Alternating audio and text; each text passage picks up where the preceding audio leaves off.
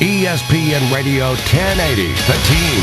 ESPN1080.com. Eric Lopez here alongside Tracy Dent from the Tracy Dent Show, Fridays 1 to 3, and as well as other programming, aren't you, Tracy? You're Mr. Friday now. Flashback. Yeah, that's right. First of all, before we get into do it all on Friday. That's right. Of course, this is a NASCAR preview. The Chase is on. It starts this Sunday in Chicago, which you're going to cover in depth on Friday, not only on your show on Friday 1 to 3, the Tracy Dent Show, but your other show on Friday. Yeah, Tracktime. Stuart Smith and Rick Bristol and I will go over all these things, and Pete LaFucia from RadioSpeedTalk.com is usually with us to recap the races and look forward to what's going to be going on. Yeah, we're starting for the Chase. It's going to be kind of interesting this year. Junior did make the Chase. People were concerned about that. He did get in. Don't know how he's going to do the next 10 races, but at least he's in the field.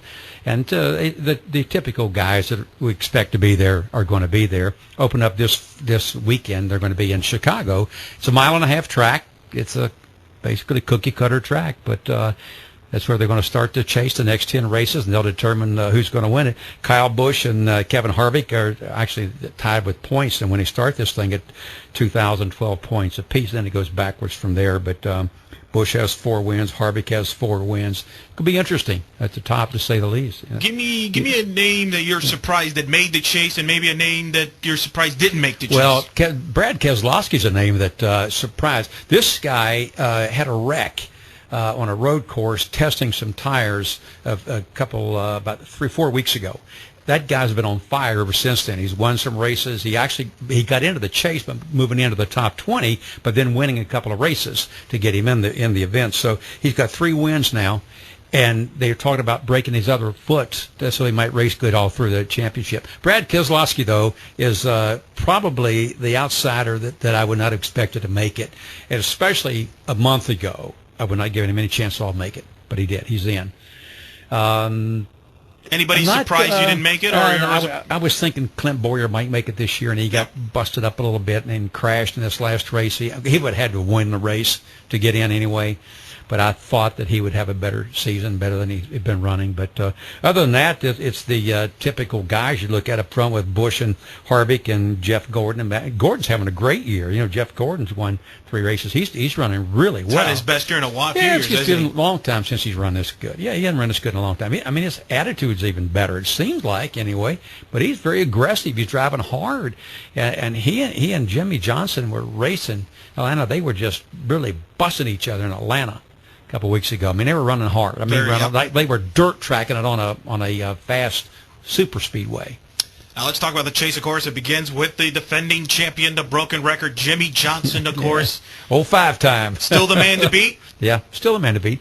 He's starting off in 6th place. I think his points, he's got like 2,003 points. So, yeah, I think this point to make a lot of difference. I mean, last year they wouldn't have given him 2 cents at Homestead, and he still won the championship. Hamlin win. He still won the championship. Jimmy Johnson right now, until somebody else wins it 10 races from now, Jimmy Johnson will be the favorite to win this thing. I mean, he's starting out of the 6th position, but this guy he's good. He can drive.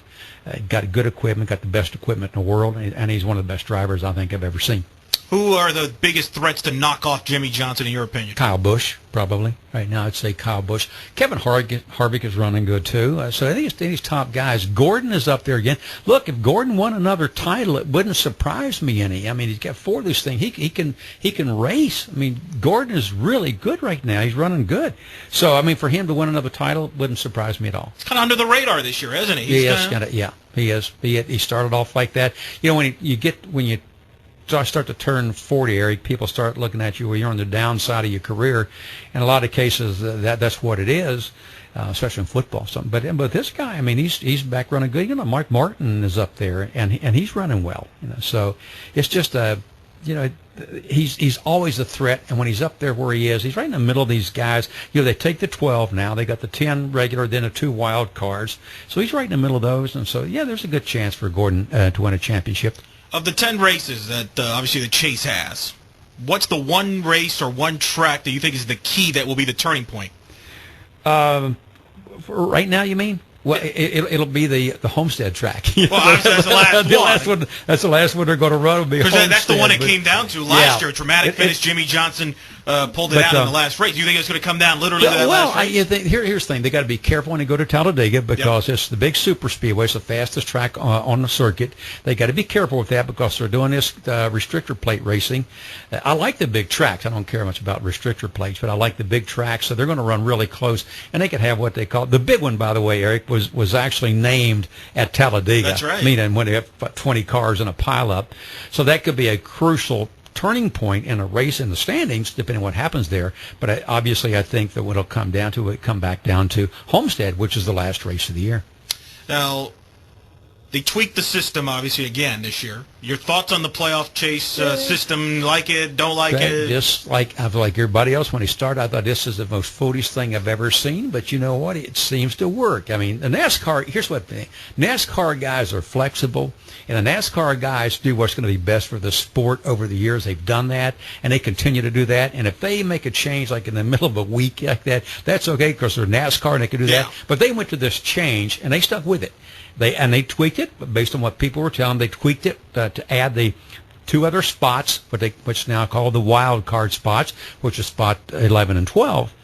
And it works. I think it works. They went back to the scoring, the points you win in races. They've changed it, made it really simple for the whole process. Now, I think it's been good for the sport. And now that I've witnessed it a few times, I think it's a good idea. The 12 guys on the track racing with 30 some other guys.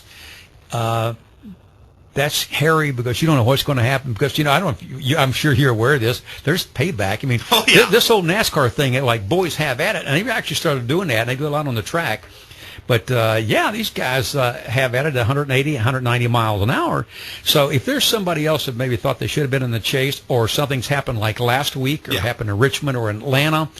And, I mean, there's payback, and it usually comes. And you can actually see it when it happens. Like in the last couple of weeks, you can see these guys.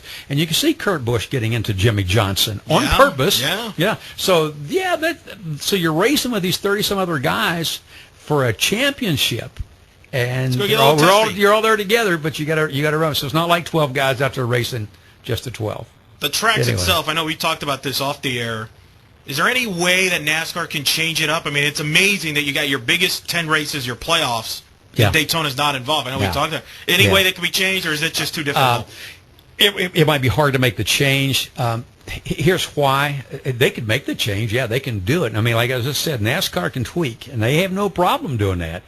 I don't understand, and I've been around NASCAR and the Motor Racing Network since 1966 or 67, I think, when I did the first race for them. I can't understand why the biggest track and the world-renowned track at Daytona, called the World Center of Speed, would not be part of your championship. Yeah.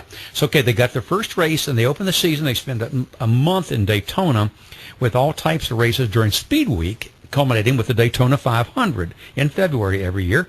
That's been like that for a lot of years.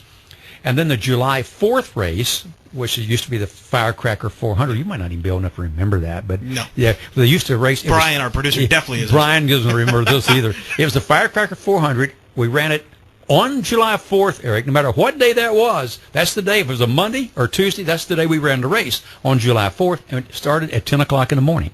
Wow! Because it was not controlled by television back then. Right. So those are their big things. I'll say that to kind of digress a little bit. But those are staples on the circuit right now. They're there for a reason. They've been there forever like that. So they'd have to add a race, which they won't do at Daytona, or make some kind of an adjustment. But I cannot understand why we'd have a playoff and not have the most famous track in the world be a part of it. All right, let's go through. Give me the cutoff point. We talked Dale Earnhardt Jr. Good year, makes the chase, but no chance, right? I'd say no chance. The way he's running, no, I don't think he has a chance to. Where's the cutoff point? He's in 10th. Well, probably Jimmy Johnson 6th. Kurt Busch, I'd say 6. 6 guys. Jimmy Johnson, and that would put Carl Edwards, which is one of my favorites to win the thing, Matt Kenseth, Gordon, Harvick, and Kyle Busch. I'd say you go back beyond that thing. It's hard to make up that much ground. And by the way, Junior hadn't been running that well. Oh, that's right. So it's not so much where he's starting. He just hadn't been having the kind of season that would prompt you to think that he would be there at the end of the chase. Now, you're going to give your pick out on your show Friday, right? I probably will, yeah. So we will not make. You're not going to make your pick right now. Well, I can No, we want people to tune in. We want people okay. to tune in. Tune in, Tracy Dent Show Friday, 1 to 3, and then Tracktime at 6 o'clock on Friday night. 6 tonight. So you will hear Tracy Dent's pick there. We'll actually get in depth on all these things. We'll have some sound bites from some of the drivers and other things. And, this is like football and everything else. I'll tell you what I think, but it doesn't mean a hill of beans right now. It's just like anything else. As you're in broadcasting. We make these predictions. What do we know? We're like everybody else.